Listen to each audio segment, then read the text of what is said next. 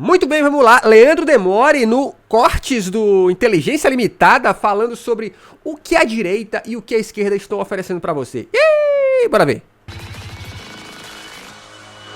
Nisso tudo tem A direita nos oferece Paulo Cogos. Uma grande questão pra pensar que é o seguinte, mano. Vamos colocar em termos práticos o que aconteceu no Brasil nos últimos anos, tá? Esquece o que a gente pensa e vamos colocar um pouco o que a gente viu. Quem são os revolucionários hoje no Brasil?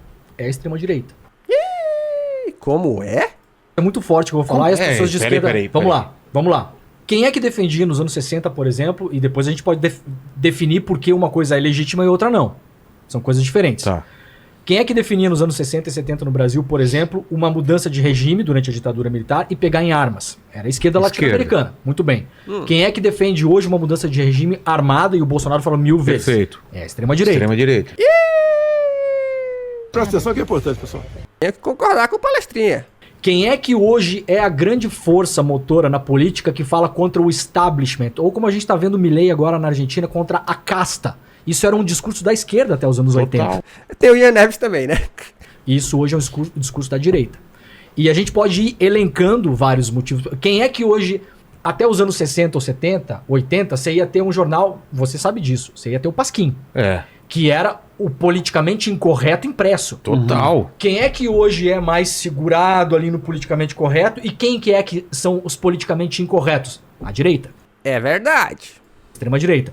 De novo, a gente pode discutir a legitimidade de você dizer eu vou pegar em armas para derrubar uma ditadura militar e eu vou pegar em armas para fazer um golpe no 8 de janeiro. Não é esse o ponto. Não é esse o ponto. Mas veja bem, a gente está falando em termos culturais. Como as pessoas são percebidas hoje. A esquerda hoje não é só no Brasil, no mundo todo. Pelo menos no mundo ocidental, como nós conhecemos. A esquerda hoje é percebida como podadora, castradora, careta, não pode isso, não pode aquilo, tem que cuidar as palavras, a linguagem neutra, não sei o que, não sei o que. Eu não estou entrando no mérito se isso está certo ou errado. E a direita é percebida como anti-establishment, ela vê uma conspiração globalista, ela é a patriota, ela não quer deixar a ONU entrar nos países, porque senão os grandes poderosos vão... Então essa balança se inverteu para piorar esse jogo. E aí você tem um jogo de legitimidade. Você vai falar... qual que é a diferença entre pegar em armas nos anos 60 contra a ditadura na Argentina e hoje? Pô, você tinha uma ditadura, então você tem ali uma legitimidade pra falar, não, eu preciso derrubar esse negócio e não tem mais jeito, eu vou fazer o quê? Eu vou na praça gritar, os caras me sequestram e me jogam no mar, como os argentinos fizeram, com os chamados voos da morte, os caras botassem no avião e jogavam você no mar. E fizeram isso com milhares de pessoas. Caraca, inclusive na ditadura militar, aqui na guerrilha do Araguaia, aconteceu a mesma coisa, tá? Tem um monte de documentário falando isso, que os caras pegavam a galera aqui, botavam no helicóptero e jogavam de cima lá. O Pinochet fazia isso também. Então, assim, tá muito difícil a gente sair disso na parte discursiva também. Porque como você explica, e aí da parte da esquerda, tá todo mundo com medo de fazer uma piada, de falar uma coisa errada, tem sim um extra polícia. Mas aí eu faço um contraponto, Demore. Eu compreendo aqui essa teoria, acho que ela tem um fundo aí, mas quem da esquerda tá com medo de fazer piada? Eu vejo a galera que é privilegiada, independente de ser esquerda ou direita, mais preocupada por medo de cancelamento. Não é bem uma preocupação de fazer a piada. É porque ela, literalmente, aparentemente, tá, baseada em internet, ela exige um refino que essa galera não precisava ter num passado não muito distante. Em cima do que as pessoas estão falando, como se todo mundo fosse obrigado a ser versado sobre LGBTQIA+, sobre relações raciais, sobre não sei o que, e as pessoas não são. Nós estamos num país de analfabetos funcionais. A gente não pode esquecer disso. A maioria das pessoas no Brasil não consegue ler e interpretar um texto de dificuldade média. Exato. Então a gente tem um déficit grande de cognição e de aprendizado, e a gente está nesse mundo louco que a gente está falando aqui, onde esses papéis se invertem muitas vezes. Não é mais tão claro que a esquerda é uma esquerda revolucionária, que quer pegar em armas porque tem uma ditadura para... E até tem essa esquerda também. Tem, mas a gente não tem as condições dadas para isso. De pegar em armas, eu diria que não. Não, pegar em armas não, mas de ser revolucionário. Com pensamento revolucionário, sim. E aí você tem um grande nó na cabeça das pessoas. E qual é o grande problema? O que a gente viu no Brasil nos últimos anos é um ensaio. Essa história não acabou e não vai acabar aqui. Você acha que... Eu acho que assim, Vilela... A gente não viu ainda o ápice. Sabe qual é o problema? As pessoas estão esperando, e isso tanto... Por que eu dei esse preâmbulo aqui? Uma pessoa de esquerda e uma pessoa de direita. As duas estão descontentes com as democracias liberais. por motivos A ou B. Certo, Então você vai perfeito. falar com uma pessoa de esquerda. A democracia liberal não funciona porque... Você vai falar com uma pessoa de direita, ela vai falar também. Essa democracia não funciona porque é a ONU, porque é o globalismo, porque é não sei o que, não sei o que, não sei o que. As justificativas são diferentes, mas os dois... Mas todo mundo, no mundo inteiro onde as democracias liberais estão em pé, está descontente com o sistema. O sistema já foi corrompido de um modo tão intenso, velho. Os lobistas... hoje, se você for pegar, por exemplo, o Google, a quantidade de dinheiro que o Google... Falou mal da empresa. Atenção, atenção. Atenção! É agora que o bicho vai pegar! O título desse vídeo vai ser Por que o Google é top? Que é só assim pra ele não derrubar. enfia de lobby na Europa por ano, ela é maior do que a indústria do petróleo jamais imaginou em colocar. Então a gente está falando das maiores empresas da história do capitalismo, que são essas empresas. Elas estão entranhadas já no... Estão entranhadas. Você viu o que aconteceu com a PL 2630 no Brasil. Podemos falar disso, inclusive, depois. Eu lembro, a PL 2630 aí, chamada de PL das fake news aí, as empresas de tecnologia fizeram um esforço gigantesco para derrubar tudo. Eu tive vídeos que, assim, ó, eu postava, ele cortava o áudio, o vídeo ficava silenciado. Aí demorava um pouco, vai contra as diretrizes, foi derrubado, não sei o que, piriri, pororó. Aí sabe o que eu fiz? Eu mudei o título do meu vídeo, eu botei assim, olha que gatinhos fofinhos legais. Aí o vídeo, ó, tchum, voou. Por que será, né? Por que será? Elas são hoje parte do Estado, né? É uma lógica um pouco mafiosa. A máfia na Itália nos anos 70 tentou contrastar o Estado. Teve uma guerra de máfia no final dos anos 80 na Sicília, em Palermo. Teve mais de 2.000 mortos. A imprensa italiana falava que na época Palermo parecia Beirute em guerra. E a máfia, em um determinado momento, ela entende, não, mas eu não preciso contrastar o Estado, eu preciso ser o Estado. Exato. Então, é o que está acontecendo com a milícia no Brasil e é o que aconteceu com as grandes corporações. Então, a esquerda e a direita estão descontentes. Interessante, hein? Presta atenção. Presta atenção que é importante, pessoal. E todos os espectros com as democracias liberais. O grande negócio é o seguinte, o que é que a gente tem pro pós-Estado? A extrema-direita está dando uma resposta. Unida junto com os liberais, a gente está vendo agora na Argentina. A resposta é o seguinte... Vamos parar com essa hipocrisia, a gente corta os intermediários, a gente bota um lobista de presidente, a gente vende tudo que a gente puder, não tem mais nenhuma empresa estatal, não tem mais porra nenhuma, e a resposta é essa, porque esse negócio não funcionou, isso é um imenso teatro, esse congresso é um teatro, então a gente tem que liberar lobby, a gente tem que eleger os caras das empresas mesmo, a gente tem que fazer as bancadas e os caralho. Qual é o discurso da esquerda pro pós-Estado? Não tem um discurso unificado. O que a esquerda oferece pra você que hoje eu sou de esquerda. Ó, isso aqui eu tenho que concordar com o Leandro, tá? Porque a esquerda é uma dificuldade de ter discurso unificado. Aparece aí vem lá a porra do PCO com bandeira prova mais. É impressionante assim, ó. É, amigo, aí eu tenho que concordar com o coleguinha. Eu não quero uma revolução comunista, por exemplo. Uma pessoa que tá... Eu não quero uma revolução... Eu gosto da minha vida como ela é. Eu não quero... Porra, eu não quero gente pegando em arma. Não quero. A gente não tem um discurso pronto pra oferecer de esquerda. E a extrema-direita tem. E tem cada vez mais. Se você for falar com um parlamentar hoje no Congresso Brasileiro, os parlamentares de esquerda que eu converso, todos eles, quando você puxa o assunto, eles vão te falar a mesma coisa. PCO não é esquerda, mano? PCO é o quê então, amiga? De direita? Porra. Não, dá conta aqui, você camarada, tá? Não leve pro lado pessoal. É que eu acho que a gente não pode incorrer no erro que é o seguinte: o erro de tentar reescrever a história dos outros. Ah, porque eu considero o pessoal maluco. Gente, goste ou não, eles se desenharam a vida inteira como partido de esquerda. Extrema esquerda, maluco da esquerda. Mas a direita é que eles não estão. Não vão fazer nada, pô. Mesma coisa. Eu falei semana retrasada, eu falei com a Camila Jara, que é uma parlamentar do Mato Grosso do Sul. Ela falou, Leandro, sabe qual é o problema? Você pega os deputados e senadores da extrema-direita no mundo. Na mesma semana eles estão falando a mesma coisa. E esses caras, eles não debatem muito. Eles falam assim, o que é essa semana? Aborto. Pau! Vai todo mundo em cima disso. Quando tem a votação de um projeto de lei, ela falou assim, eu mandei o projeto de lei pra minha colega parlamentar, e aí esperei um dia, 2, não veio resposta e tal, e falou, e aí, você viu isso aí? Vamos votar nisso e tal, não sei o que dela. Não, amiga, eu não terminei de ler o projeto. Aí ela falou, amiga, enquanto você tá lendo a vírgula do projeto, eles já passaram, já foi. Eles têm um projeto pro pós-Estado pronto, que é esse projeto, que a mulher tem que ficar na cozinha mesmo e não sei o que, essa bagunça que a gente vê toda, mas tem algo para entregar no mercado das ideias. E essa frase é boa. Eles têm algo para entregar no mercado das ideias. Isso aqui é uma parada interessante, cara.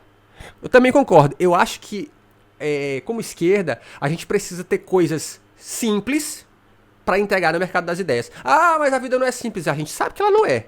Mas a gente também sabe que o tiozinho que tá lá na ponta, ele não quer a complexidade do discurso político. Então vamos entregar um discurso simples pra esse cara. Porque, de certo modo, a esquerda PT, né, o Lula, o Nine, de certo modo faz isso, né? Quando ele tá falando da picanha, ele tá entregando um discurso simples.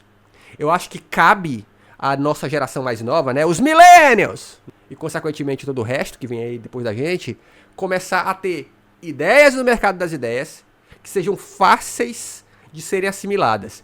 É o famoso funilzinho. A gente teve aí ontem, eu até publiquei isso hoje nos stories do Instagram, que eu tinha visto no final de semana, que é isso aqui, ó. Deixa eu mostrar pra vocês. Presta atenção que é importante. Presta atenção que é importante, pessoal. Aqui, ó, que foi postado no Twitter pela nossa coleguinha, colega Yasmin, do Suavemente Comentando. Olha só. Funilzinho. Esse funilzinho aqui, ó. É assim que funciona. Não deixem seus filhos consumirem esse tipo de merda. Qual é a merda? YouTubers divertidinhos de React. Aí temos aqui o Mount, temos aqui o Orochinho e temos aqui o Luigi. E aí, ó, olha o funil. Vídeos com muito deboche, poucos argumentos sobre Red Pill, bolsonaristas, Monark e Cogos. Olha! Acorda, cara! E aí o funilzinho desce pra onde? Pra YouTubers com defesas ideológicas mais fortes, mas que continuam divertidinhos, que são Thiago Santinelli, a Yasmin do Suavemente Comentando e o Peteoro Brasil.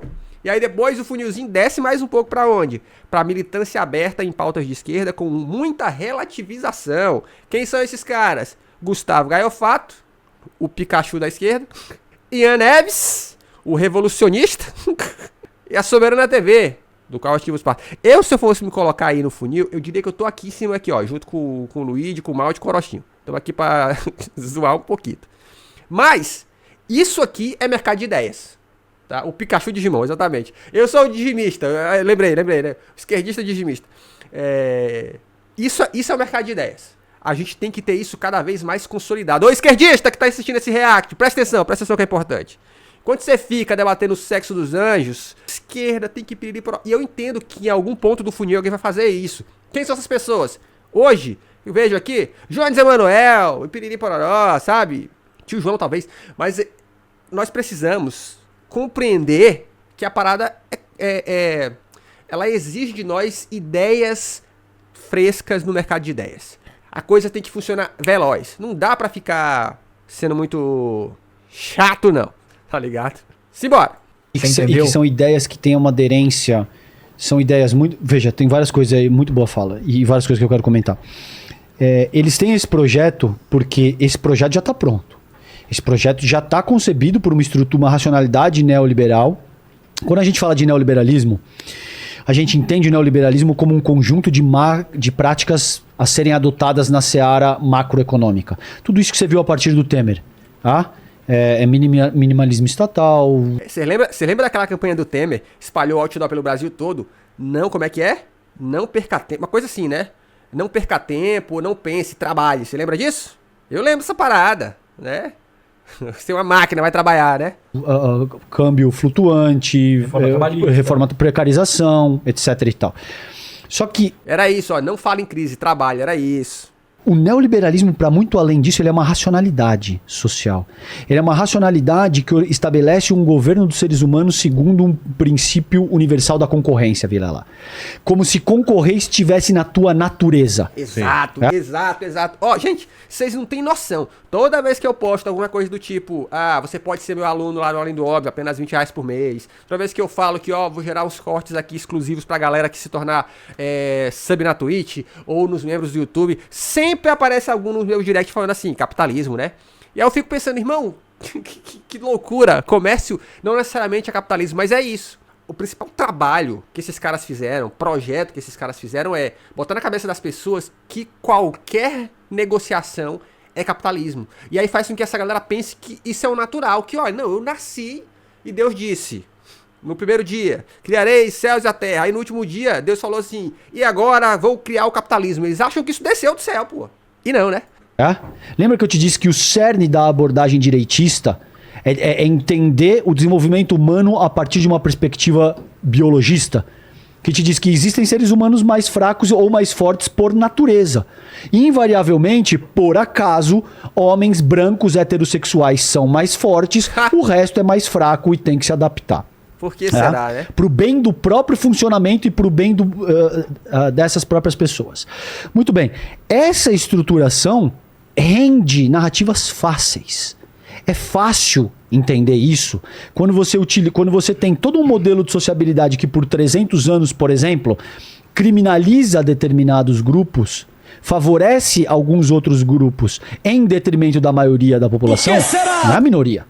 Mulheres e negros no Brasil são a maioria. Exato. São a minoria política, sim, em última análise. Agora, quando você começa a esmiuçar a integralidade dessa questão, que você é lacrador, que isso aí é papo de esquerdista. Por quê? Porque as pessoas querem a coisa mastigada, Vilela.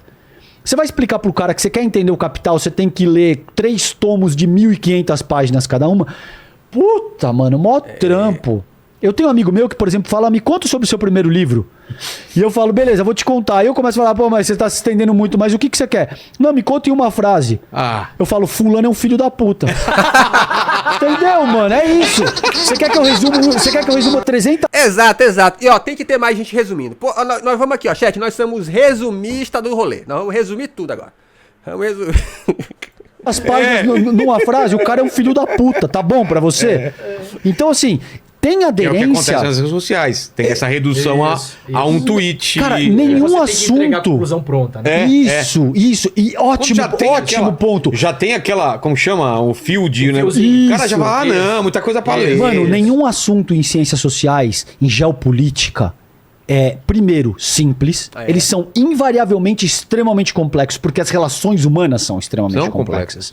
Entende? E elas são inconclusivas. E aí tem... Olha aí, ó. Esquerdista, marxista, digimista, resumista. Vou colocar isso na bio do Instagram. Precisa, enquanto pesquisador, ter que lidar com o fato de que a gente vai discutir durante 3 horas e talvez a gente não vá achar nenhuma conclusão. E do outro lado tem conclusões muito fáceis. Muito fáceis, muito mano. simples. Você entende por que isso seduz? Então, qual que é meu ponto aqui? Veja, a gente passa a segunda metade do século passado assistindo programa de palco, jogo de futebol e todo tipo de atração que reality estimula o que reality show, o que os psicólogos chamam de pensamento concreto. O que é o pensamento concreto? O cara olha para uma... É só um exemplo grosseiro que eu vou te dar. Ele olha para uma bike e para uma Ferrari e ele fala, as duas são a mesma coisa. Por que na tua cabeça as duas são a mesma coisa? Porque as duas têm roda. É concreto. Ele não vê... Ele vê tudo... Exato. Ele vê tudo entre preto e branco. Certo e errado. Bom ou ruim. Tá. Ele não vê a complexidade que permeia as questões sociais. E você tem um outro tipo de raciocínio que chama abstrato generalizador. O cara olha pra bike e ele fala, beleza, cara, a Ferrari e a bike tem roda, mas existe um universo de diferença a despeito dessa similaridade. Entende? O brasileiro médio é um cara que funciona de acordo com o raciocínio concreto. Pra ele é tipo assim... Ó, ontem eu tava vendo o Fantástico, e aí os caras do Fantástico estavam entrevistando a galera na Argentina, com o lance das eleições do Milei lá, né? Ele tava entrevistando um motorista de táxi. E o motorista de táxi falou uma coisa que me marcou muito, cara. Ele falou assim, que ele votou com o povo, porque ele já tinha rolado lá umas pesquisas, e que nessas pesquisas o Milei tava na frente. E ele falou, eu não concordo muito com o Milei, mas votei no Milei porque eu votei com o povo. E o argumento dele é, o povo não erra. E aí eu me lembrei, gente, quantas vezes eu vi uma galera, da geração dos meus pais, principalmente, que simplesmente votou na maioria. Quem é todo mundo votando aí? Vai votar, foda-se. Isso tem pra caralho no Brasil, gente. Gente que vai na maioria. É por isso que, historicamente, o político, ele tenta criar sempre a ideia de que a maioria tá votando nele. Então ele vai sempre... é igual torcer pro Flamengo, né? Ele vai sempre bancar aquela carreata que vai ter muito mais carro pra passar a ideia de que nós somos a maioria. Porque o ser humano Maria vai com as outras, né? Então se a maioria tá, eu vou também. Então isso é o pensamento simplista aqui, ó. Picado. Você é gayzinho. A piada... Entende? É concreto o bagulho. Ser gay é errado, ser hétero é bom. Ser homem é bom, ser mulher é errado. É um pensamento concreto pra porra toda. Pra a forma como o cara percebe a realidade dele. Ser estadunidense é correto. Ser árabe chinês é errado. E assim sucessivamente. A extrema-direita global, isso não começa no Brasil, percebeu que utilizar a lança a pauta moral, perdão, como ponta de lança, fura o tecido social, que é uma beleza. Tem um monte de coisa junto. Porque, no fundo, o interesse são as aspirações desse capitalismo. São as aspirações que continuam, para continuar avançando esse modelo de sociabilidade que tem todo mundo competindo contra todo mundo. Entende? Agora, você não tem como explicar isso para um cara médio. Você não tem como dizer, olha, a gente vai continuar te explorando, você vai ter a tua força de trabalho como única mercadoria a ser vendido e o que você ganha mal e mal dá para fazer a tua subsistência, enquanto a gente vai ter cada vez menos gente andando de jatinho, lacrando em rede social para ganhar milhões sem tirar a bunda do pudim. Tá entendendo? O cara vai se revoltar, mano. Agora, se você chega, Vilela, você quer que a tua filha frequente banheiro unissex com um homem trans? Exatamente essa porra. É exatamente isso. Vilela, esses caras são a favor do aborto. Vilela, eles querem kit gay. Imediata, mano. Imediata. O brasileiro... Não vamos esquecer que na eleição aí, o que ferrou com o Bolsonaro foi a piada, entre aspas, mas que depois foi estratégia, né? O lance da maçonaria, cara. O lance da maçonaria pesou muito mais, né, contra o Bolsonaro do que qualquer outra coisa. O médico se conecta com essa parada que é uma beleza, porque ele foi criado num ambiente machista, homofóbico, racista e o caraca. Agora, é uma ponta de lança. Isso aí não é o projeto da extrema-direita. A extrema-direita, ela se torna moralista porque ela percebeu... Essas pessoas que estão conduzindo a ponta de lança, elas são pseudo-moralistas. Elas não têm, a meu ver, dimensão teórica disso que eu estou propondo aqui. Então, se a gente... Não vou falar nome de novo para evitar o problema aqui para você. Mas se a gente pegar... É difícil sem falar nomes, mas... Em qual mundo que um parlamentar que coloca uma peruca na cabeça para fazer uma fala transfóbica teria o mínimo de ressonância civil se não fosse com esse tipo de falácia?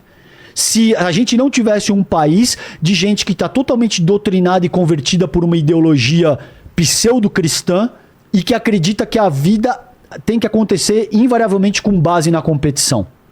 E que, portanto, existe uma hierarquia moral que rege para dizer, é normal que o Vilela tenha mais do que eu. O Vilela é mais inteligente, ele é mais esforçado, ele é branco, ele é homem, ele é hétero. O que quer que seja que venha como elaboração a partir dessa hierarquia moral determinada, entende? A pauta moral... Ela é só a ponta de lança da extrema-direita. E isso também se aplica para diferentes países do mundo. A essa altura, no mundo inteiro. Entendi. Entende? A questão para mim é fundamentalmente essa. Amigos.